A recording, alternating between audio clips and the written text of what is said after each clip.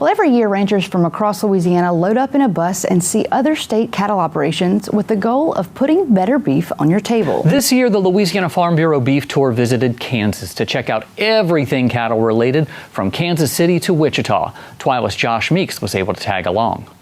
Behind me is nearly 45 million acres of agricultural land.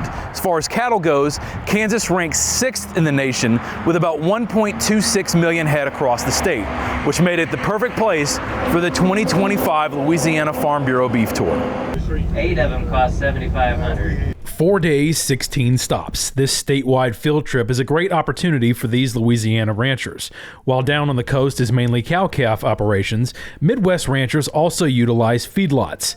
That kind of operation leads to different kinds of cattle. What's unique to Kansas is, first off, the type of cattle that they have here.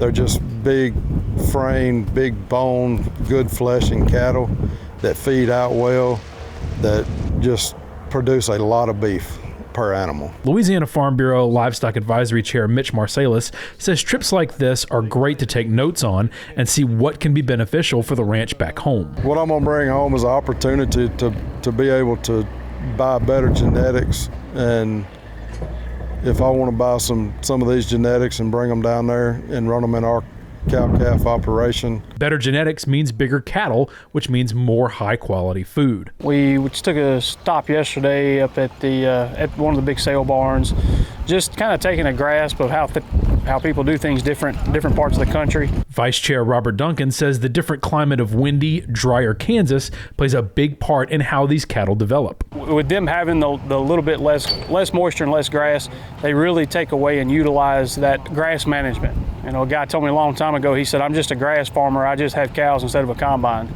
So using those different rotational grazing methods really makes you open up and realize, you know, what you need to be doing. Weather isn't the only science important in raising cattle. Knowing what goes into and comes out of these animals' diets is crucial. Louisiana Farm Bureau 3rd Vice President Amelia Kent says a highlight for her was a feedlot that's studying the misconception of methane emissions. Being in such a concentrated population and seeing research done on methane gas, and that it really is not, it's almost half of what the figures hitting media claim those emissions to be. We're put these guys that feed cattle out to finish day in and day out, and thousands of cattle, not just a few. They are working with research institutions to highlight how the perception is in fact a misperception, and they're working to put numbers and data together to actually quantify what those emissions really are. Community is also a big theme on these trips. Aaron Wade, secretary for the Livestock Advisory Committee, says it doesn't matter if you're from Louisiana or Kansas, ranchers everywhere all face the same challenges. I think what I really will take home is that we're all just facing the same challenges. You know, everything's different, but it's still the same. Reporting from Kansas for This Week in Louisiana Agriculture, I'm Josh Meeks.